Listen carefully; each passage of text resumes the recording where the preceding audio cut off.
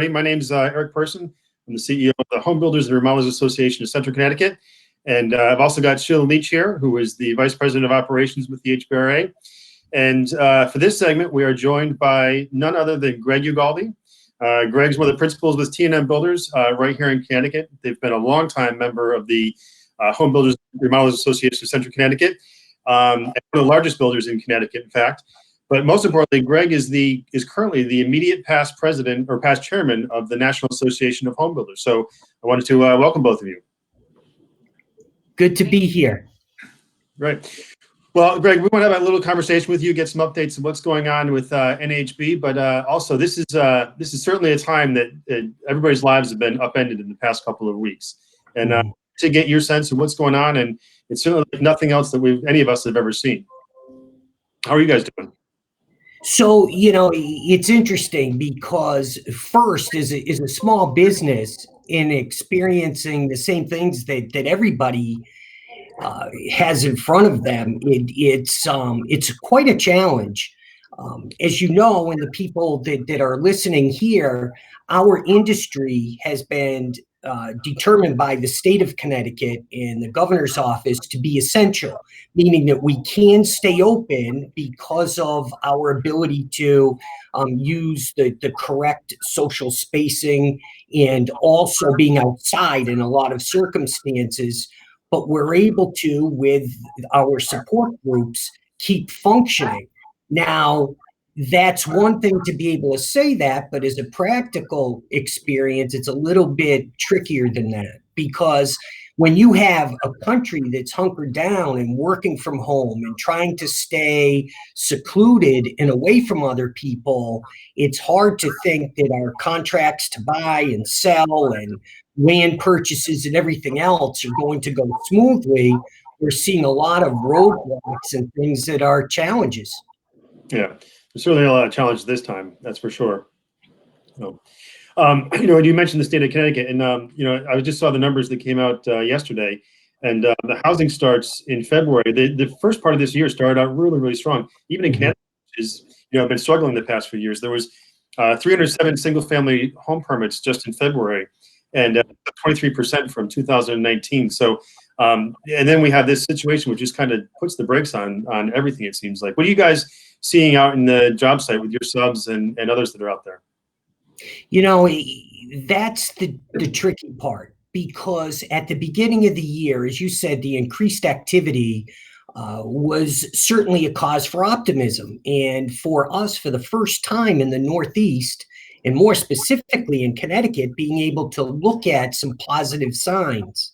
But what's happened through these numbers, we're seeing contracts drop off. People are wondering about their jobs, wondering what's going to happen next. One of the things that I do now, is being the past chairman of NAHB, is we have a number of webinars throughout the day, right through the night just about, and conversations. The latest report that we just had to our BuildPAC members, when we have Dr. Dietz, Rob Dietz, our chief economist from around the country, he gives us many reports. And the second quarter for 2020 will be dismal, probably into the third quarter, and we'll start seeing a recovery in the fourth quarter. What does that mean? Well, when you start, as we did in Connecticut, with a very low number of building permits here in the state to begin with, this is very unsettling, but we do have to look at those positive signs. As you mentioned, that it looked like we were starting to see traction throughout the market, and we hope to see that continue when we move on from this. Yep, absolutely. What are you hearing from your buyers that you're talking to right now out there? Are they still in the process of trying to buy a home, close on a home? Are they kind of slowing down a little bit? Or what are they saying to you guys? See, that's the interesting part, is that, when you are ready to pull the trigger, as to make one of the biggest decisions you're going to make in your life, a lot goes into that. So people that have already engaged in the process, whether it's put down a deposit check or signed a contract, it's very difficult when you're faced with these circumstances and you have to ask if you could put the brakes on, because you simply don't know what your company is going to do, what your family is going to be facing throughout this process, and then in order to rebound. So we're hearing just about every story that you can imagine, but many people are uneasy, to say the least, and that's the spectrum. Some people are asking if they can put it on hold and get their deposit back, but most we're trying to keep most interested in we're going to keep them updated on the progress we're able to make in this marketplace, and move toward a closing. The end result is they would love to be in a new home with their families in a new neighborhood and so on. So we look forward to delivering that. At some point this will calm down, we know that. Right. Well, I would think too that this is going to be the new normal for a while, and we're going to be working from our homes, and if you're going to be, isolated in your home, you'd want to be in a new home that's nicer and a little more, comfortable than in something that's maybe needs to be replaced or updated with a lot of things. So, yeah, Greg, that's right. Greg, have you seen anything with the towns that you're working in? Are they remaining open for you to continue and conduct business? So that's a real tricky spot as well, because again, you look at the spectrum, most towns we're finding are trying to work with us, whether it's trying to schedule permitting, inspections, whether it's the town people themselves, or if we're able to use a third-party inspector. But it is a challenge, because there's a few towns that have just closed the doors to operations until they get more definitive statistics and an outcome from what we're going through. But as of right now, we do encourage those that are trying to work with us, and we do whatever we can, whether it's sending in videos to help them during different segments of the inspection. At the end of the day, we do want to provide everybody in the towns with what they need, and at the same time, we would like to keep as many people busy as possible. Yeah. What have you heard from your supply chain and your suppliers out there, Greg, and subcontractors? Anything that they're telling you that's happening? That's where it gets a bit tricky too, because each state is making the determination as to what is essential.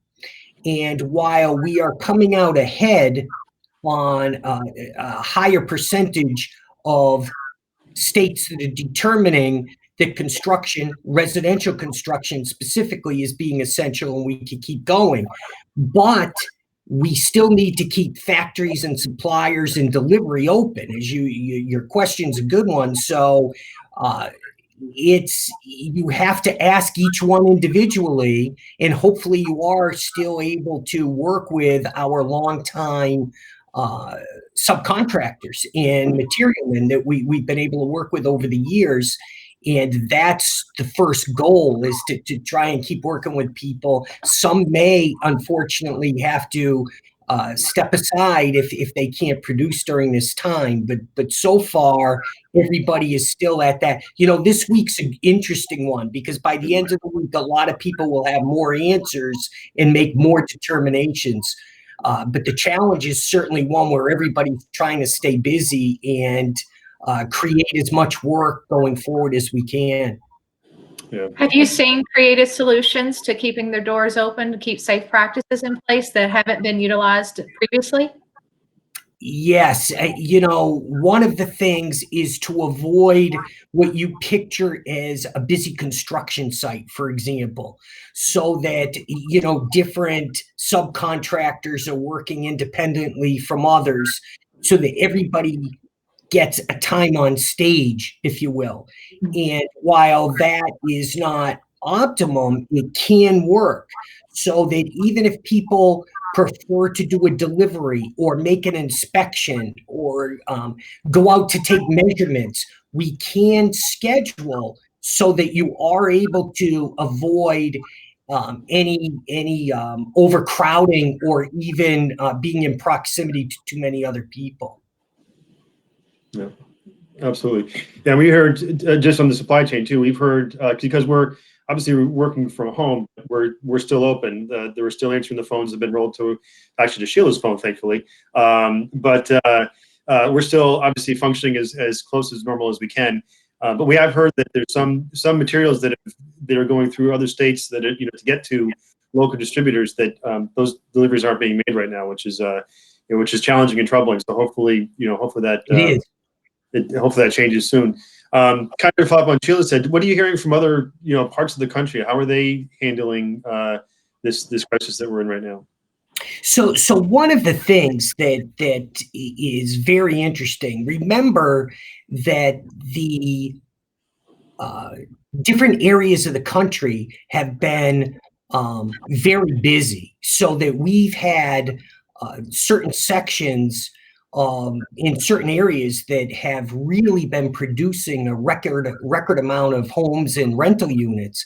So going into this, they're in a much different spot. So where it's managing already tough expectations in the Northeast where we are, they're managing coming off of all-time highs, and it really is a stark change to what they've been used to.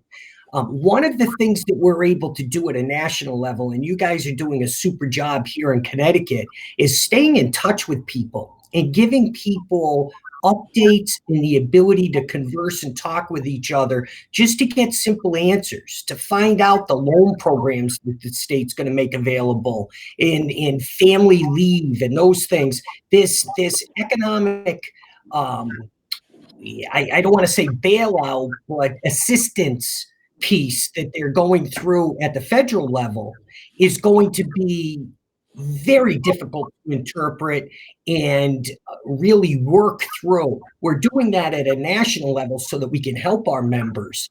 And I've noticed that members are very, very thankful to be part of the home builders associations and to be getting these updates and feeling the camaraderie and ability to just know that they're not going at this alone. That's so critical. The number one point is that we put up the elbows and we're all in this together. And you can see that it's so much more comforting, as tough as this is, but to face it jointly rather than in individual basis.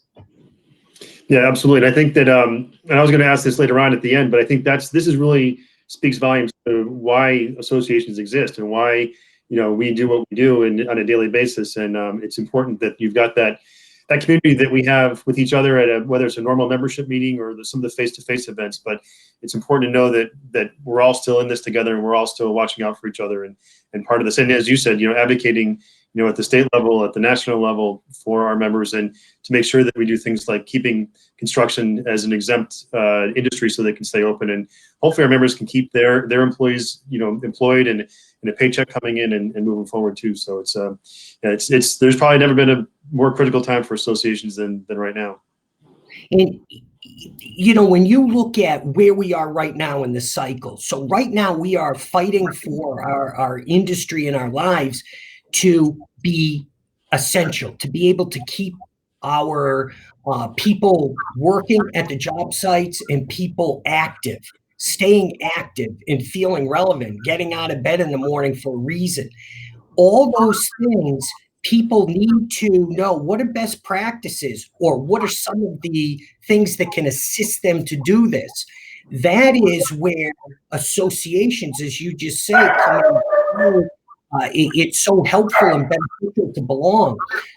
So with each state making those determinations separately, of them in the District of Columbia, in Washington, D.C., we have to get in front of all those legislative bodies and help them determine why do we need to see construction, residential construction, home building to be essential and to help people through this. We've been able to do that, and Carl Eckert and people at the national level, they have a number of different publications and pamphlets that can help people at that level, and then everything we're going through. So what we're starting, and you're both doing a great job at this now, is starting to get ideas and feedback from, one, what people are seeing as the problems and the real challenges, specific challenges that we face here in Connecticut. And then what are we doing about them? And that's what everybody benefits from. And we've been getting so much positive feedback because, people don't know how we're going to be keeping our doors open and keeping everybody busy and so on. Those are the big strokes, but you need to get to the small strokes first. And all those things we can really help each other with.